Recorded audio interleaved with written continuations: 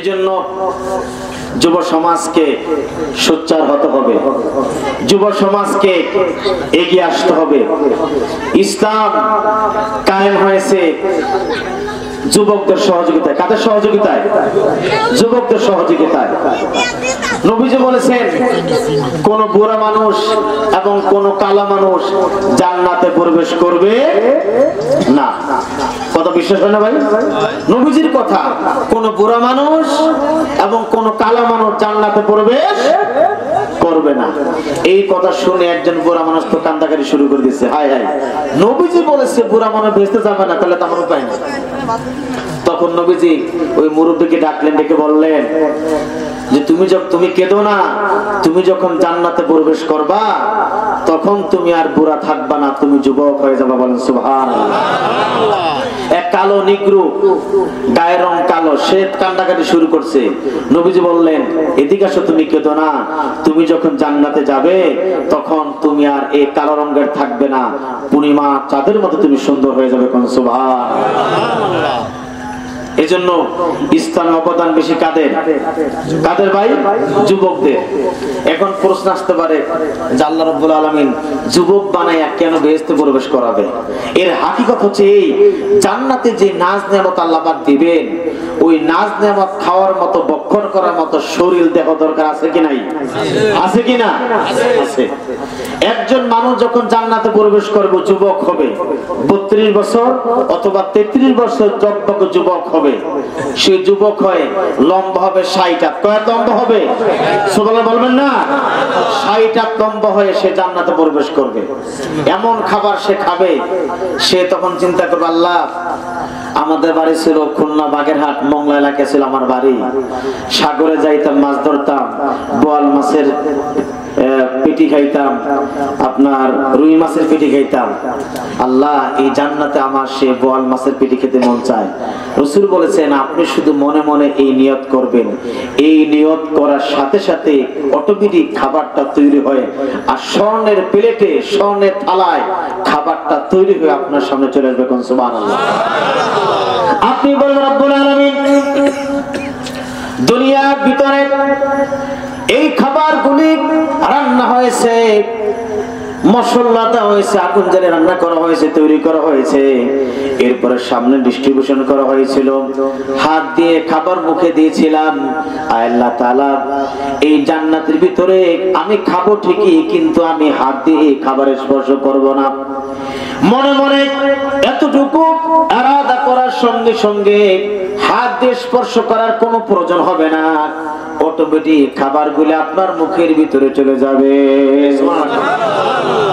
আপনি বলেন রব্বুল আলামিন সাগরের মাছগুলি মুখের ভিতরে নিয়ে আমাদের চিবাতে হয়েছে, কিন্তু জান্নাত আরামের জায়গা, সুখের জায়গা, শান্তির জায়গা, আমি এখানে খাবার চিবাতে পারবো না। অটোমেটিক এই কথা বলার সঙ্গে সঙ্গে খাবারগুলি গলে গলে পেটের ভিতরে চলে যাবে। চিবাতে হলো না, ধরতে হলো না, মুখে দিতেও হলো না, অটোমেটিক সব আল্লাহর কুদরত হয়ে যাবে। সেই জান্নাত আপনি যদি মসজিদে সহযোগিতা করেন, আল্লাহ রাব্বুল আলামিন এমন জান্নাত আপনাকে দান করবেন। আপনি বলবেন আল্লাহ আমি তো দুনিয়াতে পান খাইছিলাম, আমাকে এখন পান দেওয়া লাগবে। যেহেতু আল্লাহ তাআলা বলেছেন, নবীজি বলেছেন জান্নাতে আপনি যা চাইবেন সব কি পাবেন, যা চাইবেন সব পাবেন। এখন যদি বলেন আল্লাহ আমি পান খাইবো, অবশ্যই আল্লাহর ওয়াদা অনুযায়ী আপনাকে পান দিতে কি বাধ্য। কিন্তু দুনিয়ার ভিতরে আপনি পান খেয়েছেন, এই যে পান দিয়ে যে মেহমানকে দেয় এটাকে কি বলা হয়? হ্যাঁ না, চুন না, দু চুন না, ও যে যেটার ভিতরে করে, হ্যাঁ পানদানি, পানদানি বা পানের বাটা বা যাই বলেন, আপনি পান খেতে মন চাইবে, এতটুকু নিয়ত করার সঙ্গে সঙ্গে আল্লাহ রাব্বুল আলামিন স্বর্ণের প্রেসের ভিতরে করে সুন্দর পান আল্লাহ পাক আপনার সামনে পরিবেশন করে দিবে। আপনি চা খাইবেন, স্বর্ণের খাদ্য হবে, আপনি যা খাইবেন নিয়ত করার সঙ্গে সঙ্গে সব ডিস্ট্রিবিউশন হয়ে যাবে আপনার সামনে। আমার ভাইরা, এখন প্রশ্ন আসতে পারে, হুজুর এত কিছু খাবো কিভাবে, এত ফল, এত নাজ নেমত আমি খাবো কিভাবে? নবীজি বলেছেন জান্নাতের ভিতরে কোনো পায়খানা প্রস্রাবের ব্যাগ হবে না। সুবহানাল্লাহ বলবেন না? পায়খানা প্রস্রাব জান্নাতে সব আছে, বাথরুম টয়লেট থাকবে না, সব আছে। কি নাই? বাথরুম টয়লেট নাই। তাহলে খাবারগুলো যাবে কোথায়?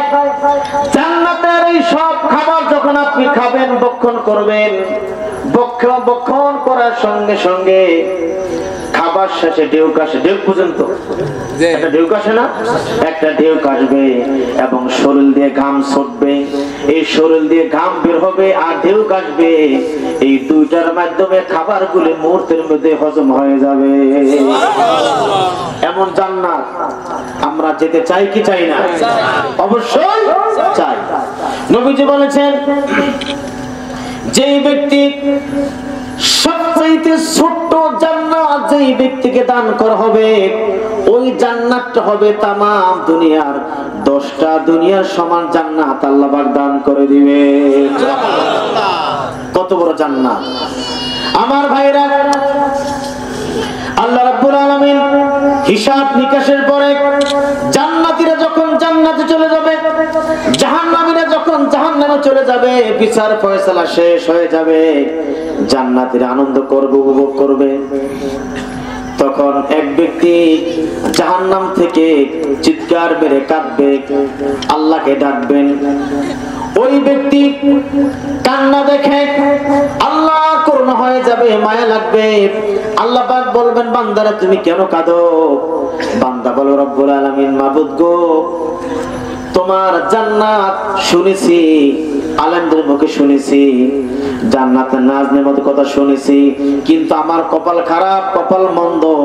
আমি এমন নেতার অনুকরণ করেছি, এমন নেতাকে সামনে নিয়ে আমি স্লোগান দিয়েছি, যেই নেতা নামাজ পড়ে নাই, যেই নেতা নামাজ পড়ে নাই, রোজা করে নাই, ঈমান নাই, দিন নাই, বরং দেশের টাকা চুরি করে বিদেশে পাচার করেছে, যার কারণে ওই নেতাও জাহান্নামে গিয়েছে, আমিও জাহান্নামে এসেছি। মাবুদ গো, কিন্তু তোমার জান্নাত আমার একটু যেতে মন চায়। আল্লাহ তাআলা, আমি তোমার জান্নাতে প্রবেশ করব না, তুমি দয়া করে জান্নাত এবং জাহান্নামের মাঝখানে একটু দাঁড় করে দাও। আমার ভাইরা, এই কথা বলার সঙ্গে সঙ্গে ফেরেশতাদেরকে আল্লাহ হুকুম করবেন, ও আমার ফেরেশতারা, এই ব্যক্তিকে যাও জান্নাত এবং জাহান্নামের ঠিক মাঝখানে দাঁড় করে দাও। এবার জান্নাত এবং জাহান্নামের ঠিক মাঝখানে দাঁড় করে দিবেন। কিছুক্ষণ পরে আবার আল্লাহ পাকের দিকে তাকায় আবার হাউমা করে কান্নাকারি শুরু করে দিবে। আল্লাহ বলবেন, বান্দারে তুমি কেন কাঁদো? আমি তোমাকে আর্গুমেন্ট পূরণ করেছি, জান্নাত এবং জাহান্নামের ঠিক মাঝখানে তোমাকে দাঁড় করে দিলাম, এখন তুমি কেন কাঁদো? এবার বান্দা বলে, রব্বুল আলামিন, তুমি আমাকে জান্নাত এবং জাহান্নামের ঠিক মাঝখানে দাঁড় করে দিলা, আমি কৃতজ্ঞতা পোষণ করছি। মাবুদ গো, তুমি দয়া করে এখান থেকে ওই জান্নাতের নাজ নেমত ভালো করে দেখা যায় না, তুমি দয়া করে জান্নাতের গেটের সামনে তুমি আমাকে একটু পৌঁছায়া দাও। আল্লাহ বলবেন, বান্দারে, যা তোর আর্গুমেন্ট পূরণ করে দিলাম, তোরা সব পূরণ করে দিলাম। তখন ফেরেশতারা ওই বান্দাকে জান্নাতের দরজার সামনে দাঁড় করে দিবেন। এবার দাঁড় করানোর পরে উকি মেরে জান্নাত দেখার চেষ্টা করবে, সব জান্নাত সে দেখতে পাবে না। কিছুক্ষণ পর আবার ওই ব্যক্তি কান্নাকারি শুরু করে দিবেন। আল্লাহ বলবেন, বান্দারে, তুই কেন কাঁদিস? বান্দা বলবে, রব্বুল আলামিন, তুমি আমাকে জাহান্নাম থেকে মুক্তি দিয়েছো, এক পর্যায়ে তুমি আমাকে জান্নাতের দরজার সামনে দাঁড় করে দিলা, কিন্তু এখান থেকে তোমার জান্নাতের সব নাজ নেয়ামত দেখা যায় না। মাবুদ গো, তুমি যদি দয়া করতে তাহলে একটু আমাকে জান্নাতের ঠিক মাঝখানে আমাকে প্রবেশ করার সুযোগ করে দাও, আমি যেন জান্নাতের মাঝখানে দাঁড়ায়া জান্নাতের সব আমি যেন দেখতে পাই। আল্লাহ বলবেন, ফেরেশতারা, আমার এই বান্দাকে জান্নাতের ঠিক মাঝখানে দাঁড় করে দে। তখন বান্দা জান্নাতে ঠিক মাঝখানে দাঁড়ায়া জান্নাতের সব নাজ নেয়ামত গুলা দেখবে আর কাঁদবে। আর আফসোস করবে। আল্লাহ বলবে বান্দারে তুমি এখনো কেন কাঁদো? এবার বান্দা বলে রব্বুল আলামিন তুমি যেহেতু আমাকে জান্নাতের ভিতরে প্রবেশ করার সুযোগ আমাকে দিয়েছো, আয় মাবুদ গো তোমার কাছে আমি আর্গুমেন্ট করি, তোমার কাছে আমি ভিক্ষা চাই, তুমি দয়া করে যে জান্নাতে আমাকে তুমি ঢুকাইছো এই জান্নাত থেকে তুমি আমাকে আর বের করে দিও না। আল্লাহ বলবেন বান্দারে আমার জান্নাত কি তোর পছন্দ হয়েছে নাকি? বান্দা বলবে রব্বুল আলামিন এমন জান্নাত আমি চোখে দেখতেছি যে জান্নাত জীবনে কোনোদিন চোখে দেখি নাই, যে জান্নাত সম্পর্কে জীবনে কোনোদিন কল্পনা করি নাই, যে জান্নাত সম্পর্কে জীবনে কোনোদিন চোখেও দেখি নাই, কানেও শুনি নাই। একটা ইট স্বর্ণের আর একটা রূপার, যা চাওয়া হয় সব পাওয়া যায় এমন জান্নাত মাবুদ গো, এমন জান্নাত পায়া আমার এই জান্নাত থেকে বের হতে মন চায় না।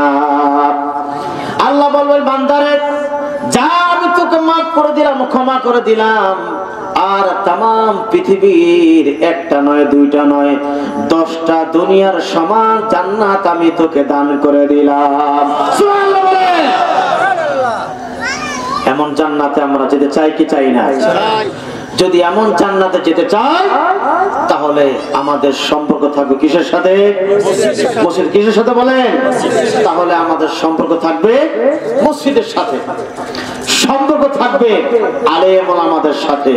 নবীজি বলেছেন আকাশের মধ্যে অসংখ্য তারকাপুঞ্জের ভিতরে পূর্ণিমা চাঁদের যে মর্যাদা, চাঁদের যে সম্মান, আমার উম্মতের ভিতরে আলেমদের সেই মর্যাদা। কোন সুবহানাল্লাহ। অন্য হাদিসে বলেছেন ও আমার সাহাবীরা তোমাদের মাঝে আমার যে সম্মান, যে ইজ্জত, আমার পরবর্তী উম্মতের ভিতরে সাধারণ মানুষের মধ্যে ইবাদতকারী বান্দাদের ভিতরে আমার আলেম ওলামাদের এই মর্যাদাই সম্মান। সুবহানাল্লাহ।